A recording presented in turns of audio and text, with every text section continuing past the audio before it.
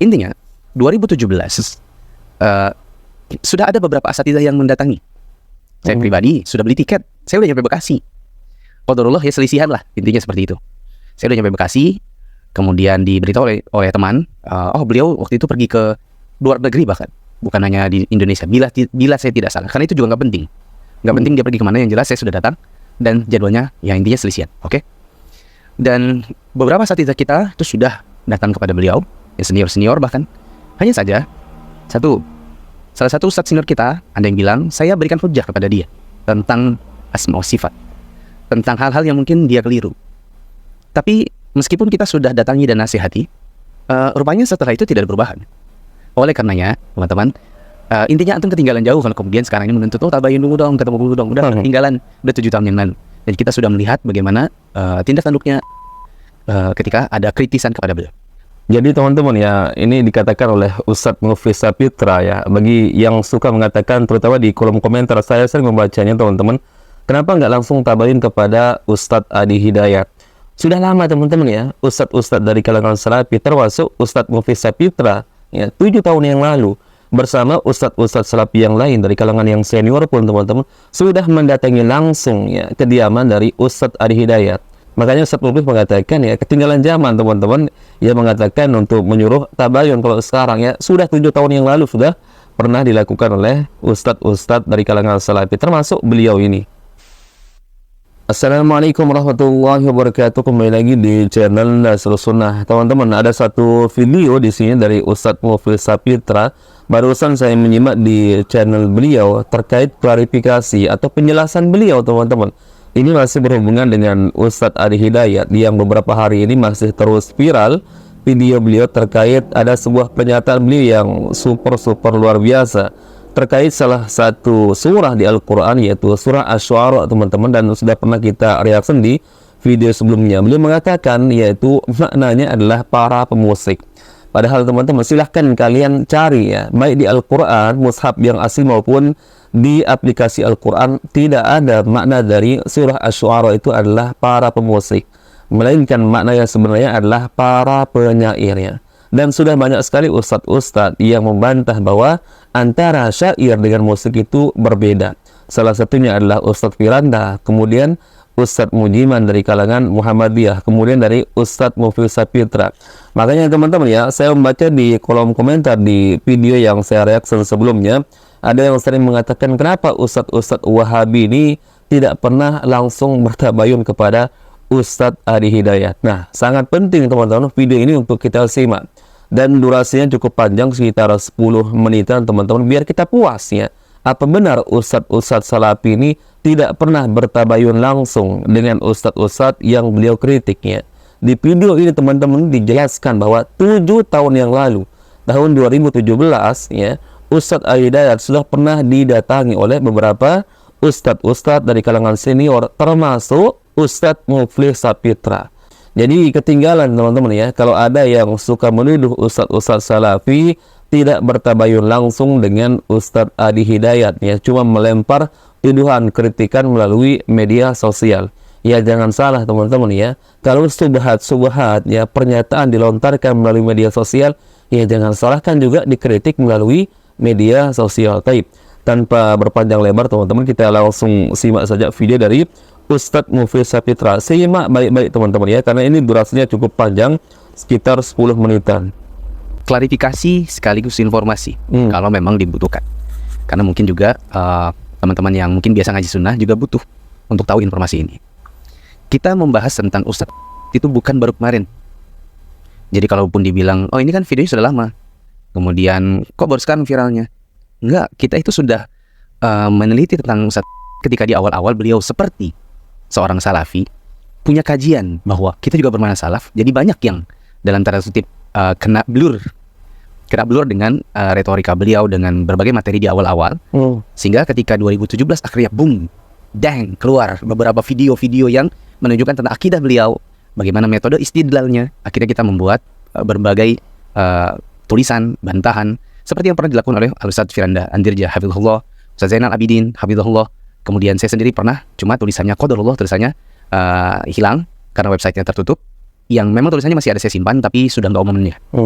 Intinya 2017 sudah ada beberapa asatidzah yang mendatangi. Saya pribadi sudah beli tiket, saya udah nyampe Bekasi. Qadarullah ya, selisihan lah, intinya seperti itu. Saya udah nyampe Bekasi, kemudian diberitahu oleh teman, beliau waktu itu pergi ke luar negeri bahkan, bukan hanya di Indonesia. Bila saya tidak salah, karena itu juga nggak penting dia pergi kemana, yang jelas saya sudah datang dan jadwalnya ya intinya selisihan, oke? Dan beberapa asatidzah kita itu sudah datang kepada beliau, yang senior bahkan. Hanya saja salah satu ustadz senior kita ada yang bilang, saya berikan hujah kepada dia tentang asma wa sifat, tentang hal-hal yang mungkin dia keliru. Tapi meskipun kita sudah datangi dan nasihati, rupanya setelah itu tidak ada perubahan. 2, beliau ini kadang playing a role as a victim. Dia main peran seolah-olah dia ini jadi korbannya. Kan dia sering bilang juga, saya ini kan seperti orang yang sedang jalan, tiba-tiba dilempar batu. Saya bilang, antum dilemparin batu soalnya antum nebar paku. Kalau antum jalan mulus, oke. Masalahnya antum membahayakan orang juga. Iya. Karena antum ini memberikan statement, fatwa, hukum yang kita anggap itu berbahaya buat kaum muslimin. Iya. Jadi bukan cuma sekedar jalan, tapi jalan menebar paku. Makanya sebagian orang lempar batu. Itu 2. Yang ketiga, saya tidak tahu menggambarkannya dengan kalimat apa, tapi begini loh. Asatidzah kita datang. Kemudian setelah pulang, yang maksudnya adalah sesuatu, nanti beliau ini menyampaikan kepada madhumnya dengan narasi yang berbeda. Seperti di antara ustadz kita ada yang bahkan yang tua-tua, ada yang datang.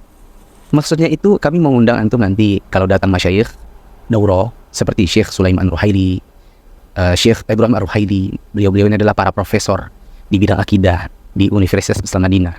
Mungkin ada hal-hal yang mungkin antum belum pahami. Nanti antum bisa pas diundang daurah, nanti antum bertanya kepada beliau, atau kita fasilitasi antum ketemu. Soalnya antum ini masya Allah pintar, punya retorika yang bagus.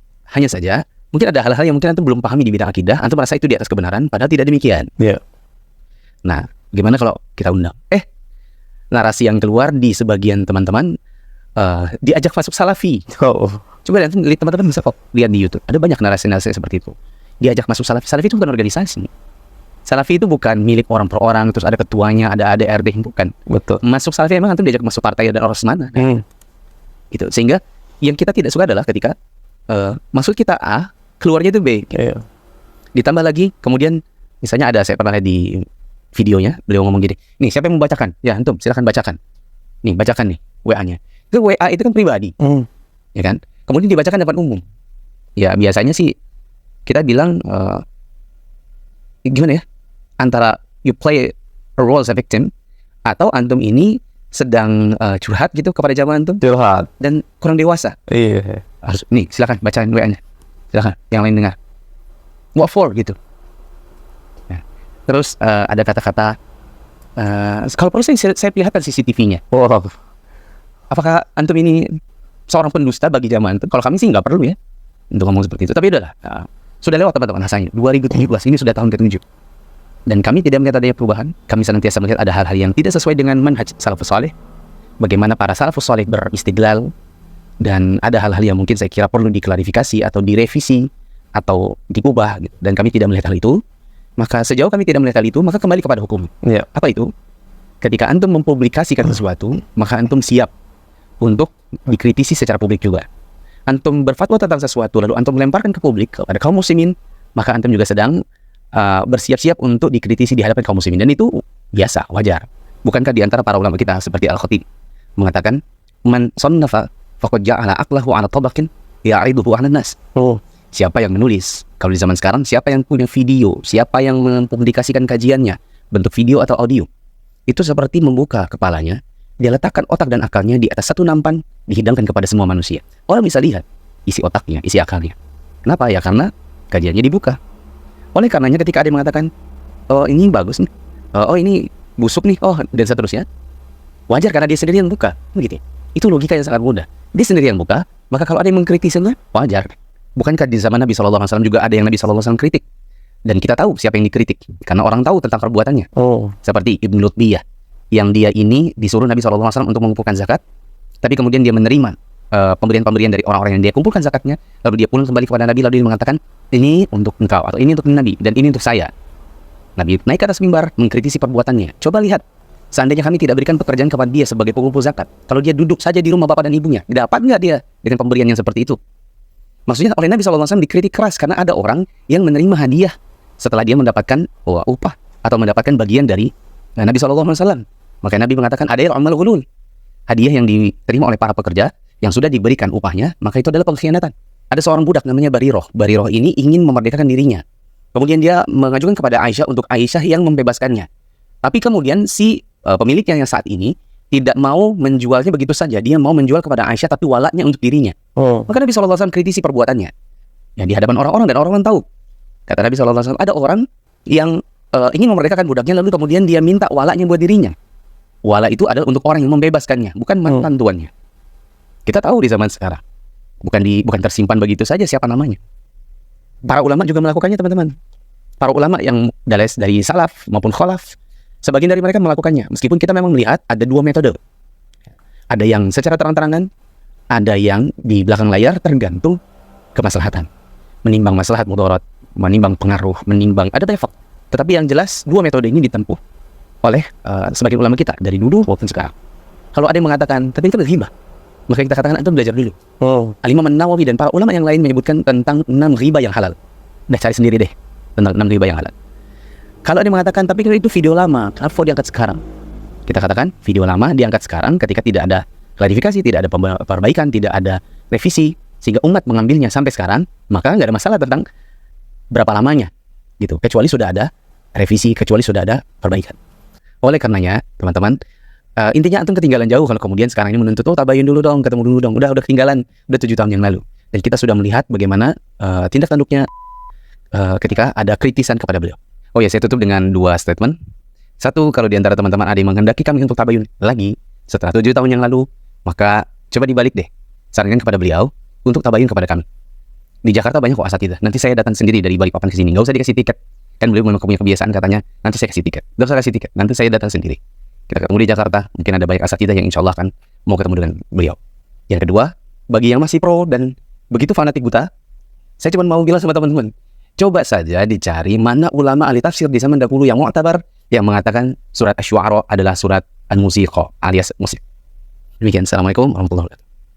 Masya Allah, sangat jelas teman-teman ya, dan saya harap kalian simak secara mendetail teman-teman nih, didengar, diperhatikan ya, jangan sampai salah paham ya. Kalau salah paham ya itu urusan kalian teman-teman, mungkin kalian kurang cermat dalam mendengar ya, sampai memahaminya pun jadi salah. Tapi insya Allah teman-teman ya, kalau kalian simak dengan hati yang tenang ya, kepala yang dingin, maka ini sangat luar biasa teman-teman ya. Ternyata teman-teman, para ustadz salafi yang sering dituduh Wahabi ini sudah pernah menjumpai Ustadz Adi Hidayat, termasuk dari kalangan ustadz senior ya. Bahkan beliau pun sudah pernah berusaha sampai di Bekasi teman-teman ya. Qadarullah ya, mendapatkan informasi dari salah satu teman beliau bahwa Ustadz Adi Hidayat sedang tidak ada di Indonesia begitu ya, bahkan sedang berada di luar negeri. Qadarullah. Artinya teman-teman ya, teman-teman kita yang mengatakan tabayun, ustadz Wahabi ini tidak pernah tabayun, cuma main kritik di media sosial, enggak teman-teman ya. 7 tahun yang lalu sudah pernah dilakukan. Kemudian yang bisa kita ambil kesimpulan di sini teman-teman ya, ketika seorang ustadz melemparkan sebuah ya pernyataan, sebuah fatwa melalui media sosial, maka itu artinya teman-teman dia sudah siap untuk mendapatkan kritikan kalau seandainya ada kesalahan dari pernyataannya tersebut teman-teman ya. Ini wajar ya. Jadi jangan mengatakan sedikit-sedikit tabayun teman-teman ya. Kecuali kita hanya mendapatkan informasi tanpa ada videonya, tanpa ada suaranya ya, bahkan tanpa ada orangnya ya, baru itu butuh tabayun teman-teman ya. Namun kalau ini teman-teman, videonya ada, suaranya dari Ustadz Adi Hidayat ada, kemudian ya orangnya juga jelas di dalam video tersebut. Kemudian kita bandingkan juga dengan ya, rekam jejak yang video-video sebelumnya, bagaimana juga beliau ya terus berusaha membela untuk menghalalkan musik ini teman-teman, maka ini bukan fitnah ya, dan tidak perlu langsung untuk ditabayun kalau kita mau berbicara perlu atau tidak perlu bertabayun.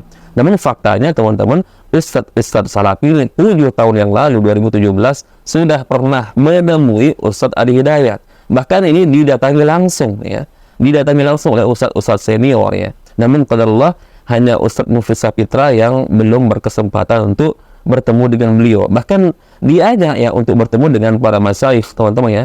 Karena para masyayikh dari ya Arab Saudi ya sering datang ke Indonesia untuk membuka daurah ya, kadang daurah khusus untuk para ustadz-ustadz teman-teman. Jadi Ustadz Arif Hidayat ini diajak ya. Namun seperti yang dikatakan oleh Ustadz Mufti Sapitra ini, mohon maaf saya hanya mengutip perkataan beliau, seperti ada flying victim teman-teman ya. Jadi yang diajak ya A, yang keluar B. Jadi berbeda-beda teman-teman ya. Bahkan Ustadz Arif Hidayat, informasi dari Ustadz Mufti Sapitra ini, seolah-olah katanya diajak untuk masuk ke Salafi. Ya Salafi ini bukan organisasi teman-teman ya. Nggak ada ketuanya, seperti misalkan NU, Muhammadiyah, ada pengurus cabang, pengurus wilayah ini dan itu segala macam teman-teman. Ada ADRT-nya teman-teman. Di Salafi nggak ada. Siapa ketua Salafi? Ya, mungkin orang mengatakan Syekh Muhammad bin Abdul Wahab. Subhanallah teman-teman ya. Salafi itu hanya mengajak untuk kembali kepada Al-Quran, Sunnah ya, ijma, qiyas. Kalau yang tidak ada dalilnya tidak kita kerjakan teman-teman ya.